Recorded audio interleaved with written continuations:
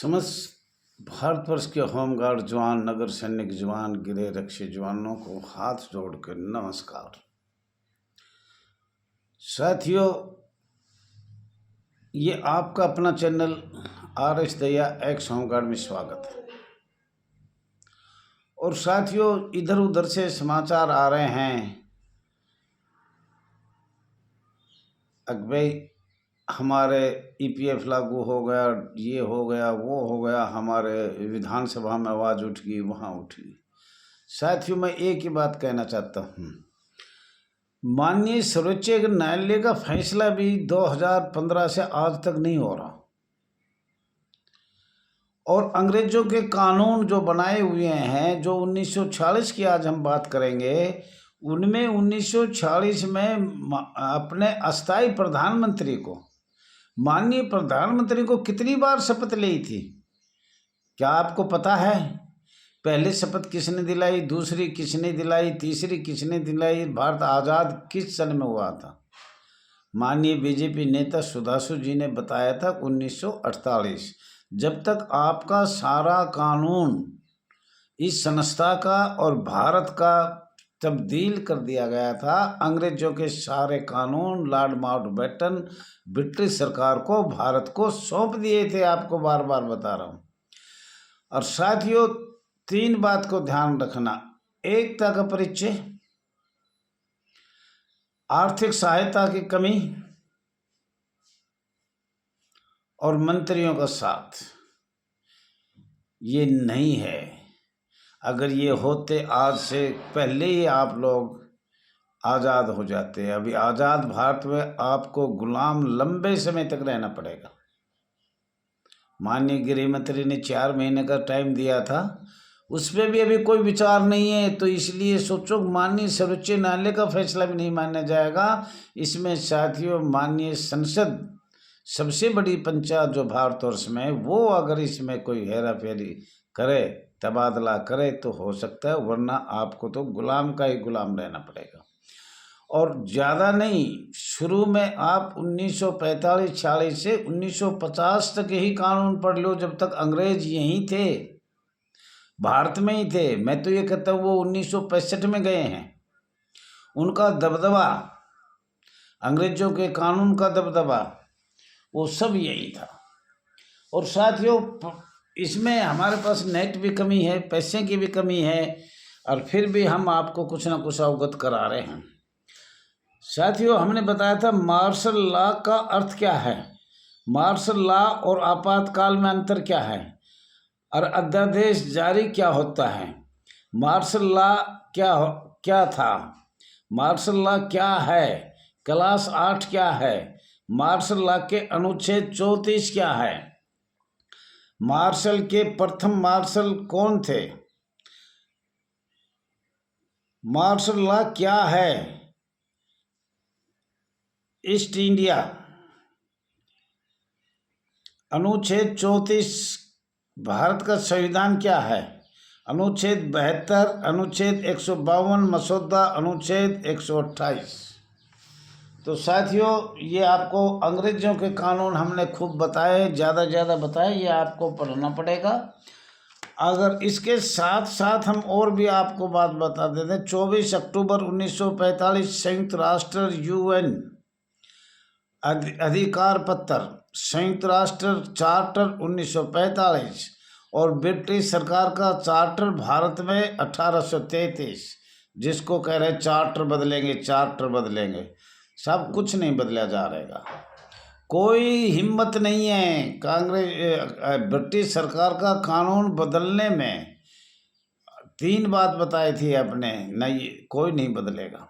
ये तो वो है जैसे जम्मू कश्मीर की 370 धारा समाप्त की गई, ऐसे माननीय प्रधानमंत्री, माननीय गृह मंत्री कर सकते, बाकी इस आज़ाद भारत में कोई हुआ नहीं है, आगे होगा भी नहीं, ये याद कर लो।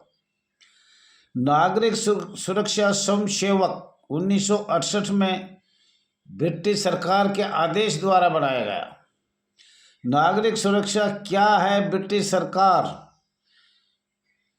सरकार या अमेरिका सरकार, भारत सरकार होमगार्ड कंपेनियन बुक भारत सरकार ने बनाई है, तो उसको देखकर 6 दिसंबर 1946 में होमगार्ड दर्शाया गया है।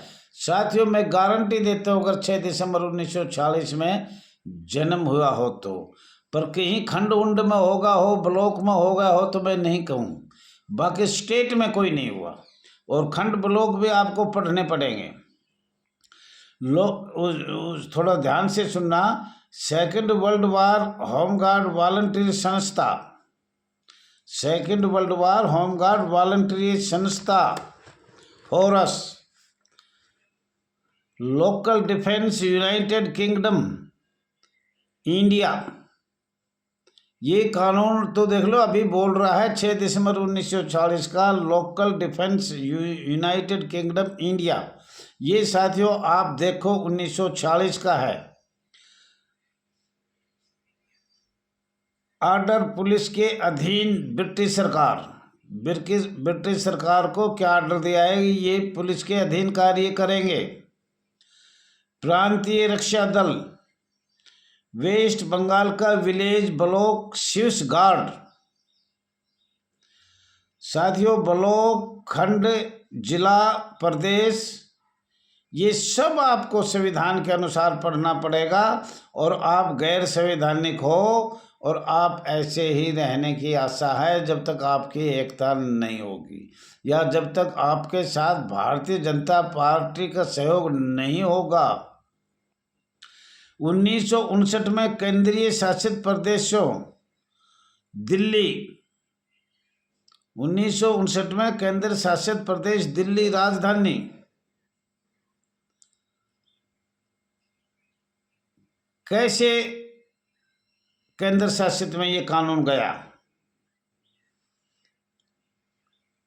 1959 में केंद्र शासित में ये कैसे कानून गया, समस्त भारत में कैसे लगाया गया 1962 में। साथियों, ये आपको ध्यान करेगा 1962 से हमारे भारत सरकार, राज्य सरकार कह रही है होमगार्ड का जन्म 1962 से हुआ। हम जबकि all India home guard welfare association registered number 34,987 ये कहना चाह रही है 1959 की बात करें पहले। एक्चुअली इसका जन्म होमगार्ड का कब हुआ था? तो साथियों, ये आपको बताया गया है, लेकिन फिर भी हम आपको बताते हैं। अंग्रेजों के अधीन मद्रास, बॉम्बे, दादर नगर हवेली, इनका इतिहास आपने पढ़ना पड़ेगा। अंग्रेजों की अनुसूची जो विरासत में मिली है भारत सरकार को, लॉर्ड माउंटबेटन ने जो दिया है 1935 में, वो भी आपको पढ़ना पड़ेगा। अनुसूची क्या है और आपको किस तरीके से एक सशस्त्र बल, अर्धसैनिक बल को और समशेव कैसे बनाए। साथियों, नेता सुभाष चंद्र के दस्तावेज या तो अंग्रेजों ने समाप्त कर दिए, अखिल भारतीय कांग्रेस ने समाप्त कर दिए। ये संस्था गृह रक्षक ग्रामीण ब्लॉक शिव्स guard PRD second world war 1940 में ये संस्था बनाया गया था। अंग्रेजों ने इसके सब तब्दील कर दिया, सब बदल दिया। अखिल भारतीय कांग्रेस को भी बदल दिया। दोनों सरकार जब बदलने लगेगी तो उनका दस्तावेज हम कहाँ से खोज के ले आए? इंग्लैंड वाले देंगे नहीं, माननीय गृह मंत्री बताएगा नहीं। इनके पास तो हो सकता है नेता सुभाष चंद्र के बोस क्या क्या उन्होंने समशेव भर्ती करी, कितने गृह रक्षक अपने यहाँ बनाए थे और कितनी उन्होंने संस्था खोली थी, वो सब नेता सुभाष चंद्र बोस की है। लेकिन अब हमारी इतनी हिम्मत नहीं कि हम इंग्लैंड में जाकर ले आएँ।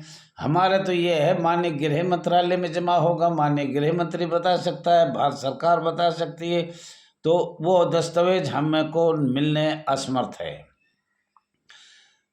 और वो मुझे तो लग रहा है कि वो सब दस्तावेज 1946 से पहले समाप्त कर दिए। 43-40 में खुली थी ये संस्था, उससे पहले सब समाप्त कर दिए, वो हमें मिलने भी नहीं। साथियों, ये जो मैं बोल रहा हूँ ये थोड़ा सा पढ़ने की भी कोशिश करो आप लोग। अंग्रेजों ने, अखिल भारतीय कांग्रेस ने वो सभी दस्तावेज दफना दिए गए। अब उसमें मिलना जुलना कुछ नहीं है, इतनी ताकत नहीं है हमारी। और ब्रिटिश सरकार को आईपीसी 1860 का 45वां लॉर्ड माउंटबेटन ने भारत सरकार अस्थाई में परमानेंट ये संस्था करवा दी। ब्रिटिश सरकार कौन सा, आईपीसी 1860 का 45वां परमानेंट करवाया।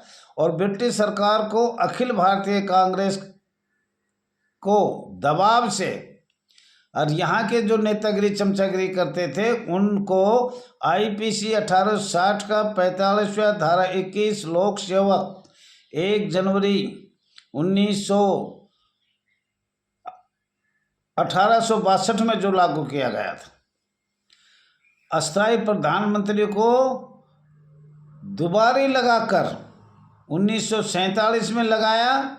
और नगर सेना संस्था परमानेंट होनी थी और वो अस्थाई बनाई 1947 में। साथियों, ब्रिटिश सरकार को 1 जनवरी 1962 में 1 जनवरी 1862 में लागू किया।